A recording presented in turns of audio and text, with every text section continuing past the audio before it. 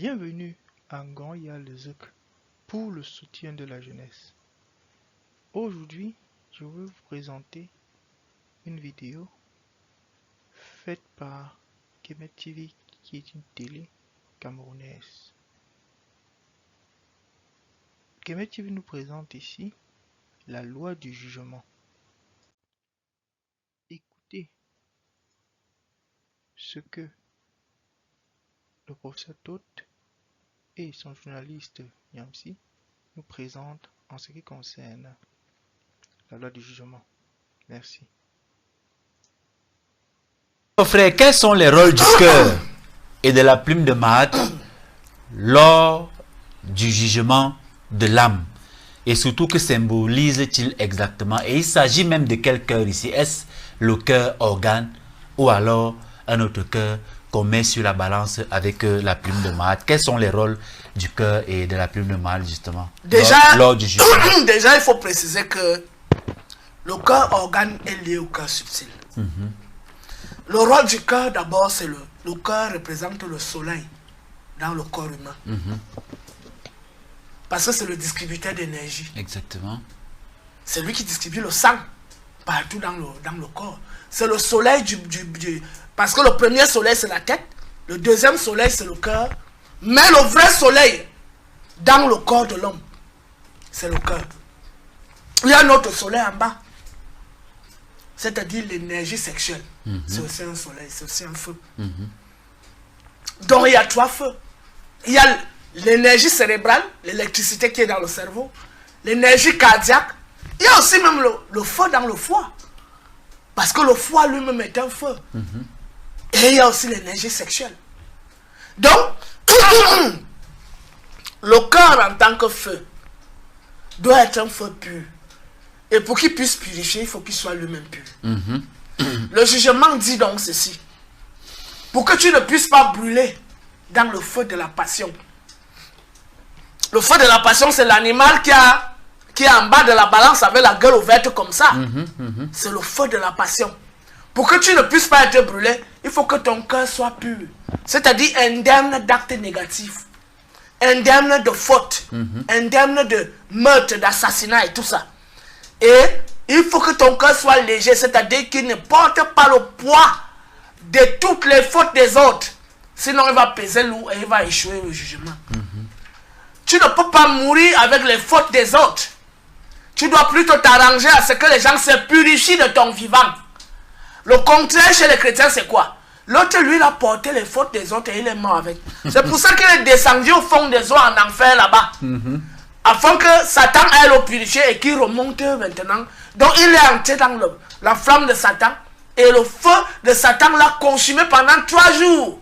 C'est après donc qu'il ressort maintenant avec la fumée partout. Il dit maintenant qu'il monte donc comme la fumée de sacrifice à Yahweh. Il commence à monter au ciel. Donc, chez nous, il faut purifier la communauté quand on est vivant. On ne peut pas mourir avec les fautes de la communauté, avec le poids des fautes de la communauté. Avec ça, on ne pourra jamais sanctionner. Jamais. Puisque dans le jugement, il faudra bien que nous soyons légers pour pouvoir nous élever. C'est pour ça qu'on nous met en rapport avec la plume. Qui est le symbole de l'oiseau. Puisque c'est l'oiseau qui s'élève. Excusez-moi, j'ai une petite... Je pense qu'il est mieux qu'on prenne un verre d'eau du côté de la régie. Non, on peut évoluer, pour gagner en temps. Donc, c'est l'oiseau qui s'élève vers les hauteurs. Et l'oiseau ne peut s'élever que parce qu'il a les capacités. Et donc, il utilise ses plumes qui sont accrochées sur ses ailes. La preuve en est que si tu enlèves ses plumes des ailes de l'oiseau, il ne pourra plus voler. Donc, c'est grâce à ces plumes-là que l'oiseau vole. Et la plume est donc le symbole de l'élévation. Et la légèreté ne peut s'élever que celui qui est léger. Et léger signifie être dépourvu des charges karmiques négatives. C'est-à-dire des énergies négatives. Et ces énergies, pour que tu puisses s'élever, doivent d'abord être purifiées par le feu. C'est pour ça que pendant... La descente aux enfers. La descente aux enfers. Et c'est aussi pour ça que pendant le deuil, il y a le feu. Dans la cour du deuil. Et au-delà de ça, il y a parfois aussi la lampe ou le feu qu'on allume au niveau de la tombe pour que le défunt soit éclairé dans les ténèbres. Et la purification, donc, c'est la descente dans le magma pour aller se purifier et maintenant remonter. Donc, nous sommes donc là, dans des postures de jugement où le cœur, qui est le symbole de le symbole ou tout au moins l'organe et le sens, parce qu'il y a un sens dans le cœur, ce qu'on appelle le sentiment. Le cœur est le siège des émotions et des sentiments. Maintenant, dans l'émotion, il y a les émotions d'amour, les émotions de colère, les émotions de joie, les émotions de tristesse, les émotions de peur, les émotions de courage, d'angoisse, de chagrin, et tout ça, d'anxiété. Maintenant, il y a les sentiments. Dans le sentiment, les gens confondent souvent sentiment avec émotion. Le sentiment, en réalité, c'est ce qui t'annonce quelque chose. J'ai eu un sentiment que, j'ai pressenti que, le pressenti, c'est le sentiment qui vient du cœur. Et c'est ça qu'on appelle les intuitions. Donc l'intuition... On parle de sixième sens. Le sixième sens. Voilà. Donc tu perçois quelque chose et ça vient du fond de toi. Et l'émotion? L'émotion est l'humeur que prend l'attitude que prend l'individu face à telle ou telle réalité. Exactement. C'est ça qu'on appelle l'émotion. Or, le sentiment est quelque chose qui t'annonce quelque chose de subtil ou d'invisible qui se passe autour de toi, mais que tu ne vois pas. C'est ça, en fait, le sentiment. Maintenant, la sensation, c'est ce qui vient de la peau. Donc, les gens confondent souvent ces affaires-là. Ils confondent émotion, sentiment et sensation. Ils disent quoi? J'ai des sentiments pour lui. J'ai des sentiments pour elle. Non. Tu es frappé d'émotion. Tu es ému par sa beauté. Tu es ému par son charme physique, caractère, par son caractère. Je suis ému. C'est pas que j'ai le sentiment. J'ai le sentiment du danger, oui. J'ai le sentiment d'un accident, oui. J'ai le sentiment que cette personne n'est pas bonne, oui. Voilà. Et ce sentiment, donc, peut se révéler sous forme d'intuition. Maintenant, la sensation, c'est tout ce qui est lié aux organes de sens. C'est-à-dire que la peau, la langue... Des sentiments pour lui. Donc, nous sommes souvent dans ces abus de langage et les gens disent du n'importe quoi. Donc, le rôle du cœur, donc, qui est le siège des émotions et des sentiments et des intuitions qui se révèlent, ce sont ces sentiments qui se révèlent sous forme d'intuition, doit donc être évalué. Parce que ce cœur a eu à être ému face à certaines choses. J'ai vu beaucoup d'argent dans une maison. J'ai été ému par une si grande somme et j'ai volé. Donc l'émotion t'a poussé au vol. L'émotion a suscité en toi le désir. Et le désir a produit une action négative, notamment le vol. J'ai vu une belle femme. J'ai été ému. Et j'ai commencé à la désirer. Mais, tu désires une femme, oui, il faut la désirer. Mais il faut d'abord lui demander si elle est mariée ou pas. Est-ce que tu as cherché à savoir si elle est la femme de quelqu'un? Bon, il est vrai aussi que beaucoup de femmes qui aiment Balthazar aujourd'hui cachent qu'elles sont mariées. Elles ne disent même pas aux gens qu'elles sont mariées. Parfois, elles enlèvent même les bagues. Elles laissent ça à la maison. Et c'est elles qui deviennent les teasers. Elles partent teaser le directeur, le DG, hein, pour se faire pilonner et avoir les faveurs. Étant marié. Tout ça, étant marié. Donc aujourd'hui, on est dans une inversion des valeurs totales. À l'époque, une femme mariée était une femme digne, qui se respecte. Donc quand même quelqu'un l'approche, elle lui dit, je suis déjà prise, je suis avec quelqu'un, je suis mariée. Et celui-là, s'il est un vrai Africain, qui a reçu la bonne éducation maritique, dès qu'il dit, il entend déjà que c'est une femme mariée, c'est un tabou. On ne va pas avec la femme mariée. Donc, il y a ces trucs-là. Donc, les émotions que nous éprouvons et qui suscitent en nous des désirs doivent être contrôlées par les lois de la maths. C'est pour ça donc que ces émotions qui naissent de notre cœur, et ces désirs qui naissent de notre cœur peuvent nous pousser à la faute.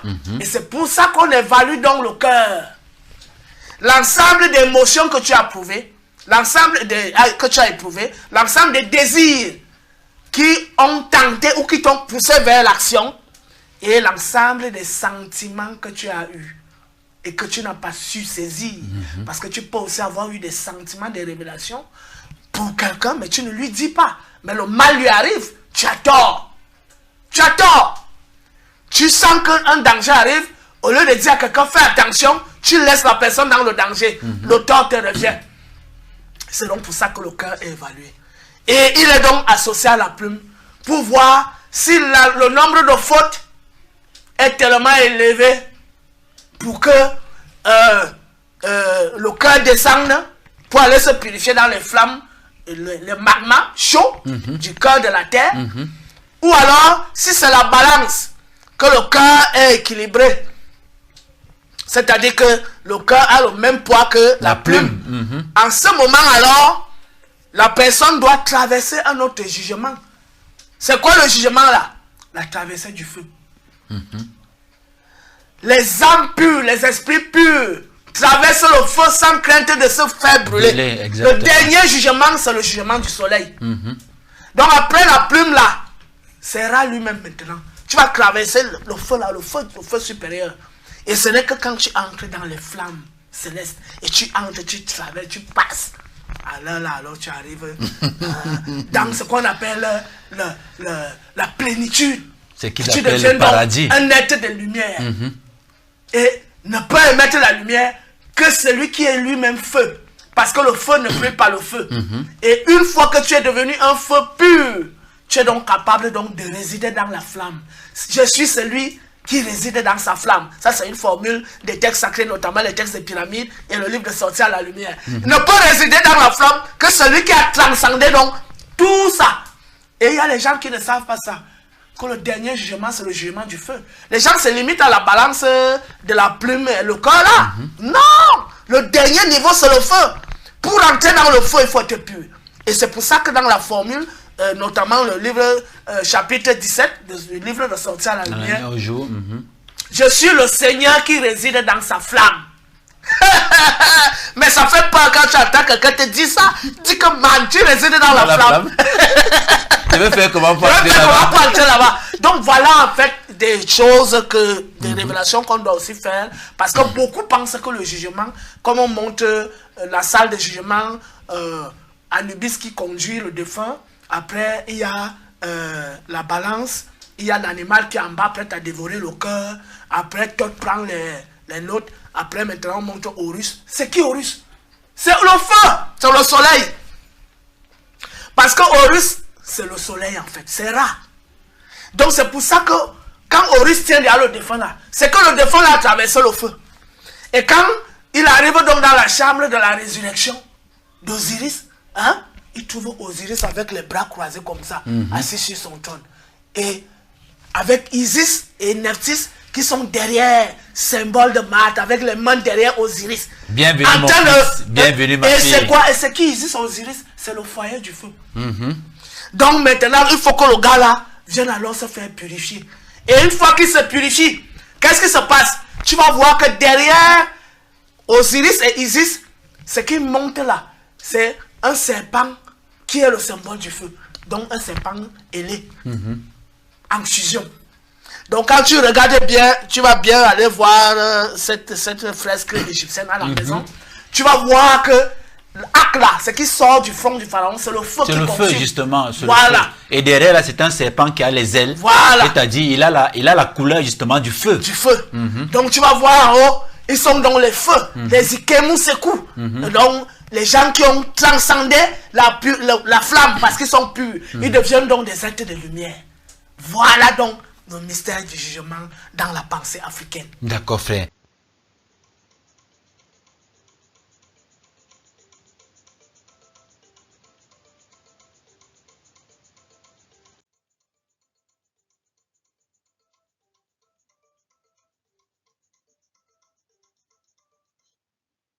Alors, j'espère que tu as bien écouté. Dis-moi ce que tu penses afin que la science qui est en toi soit éveillée. Gonya, à l'écoute de tous, que les ancêtres nous donnent bonheur. Ngeme mangajo, yewek, a journée, pomboani, ii, moupe.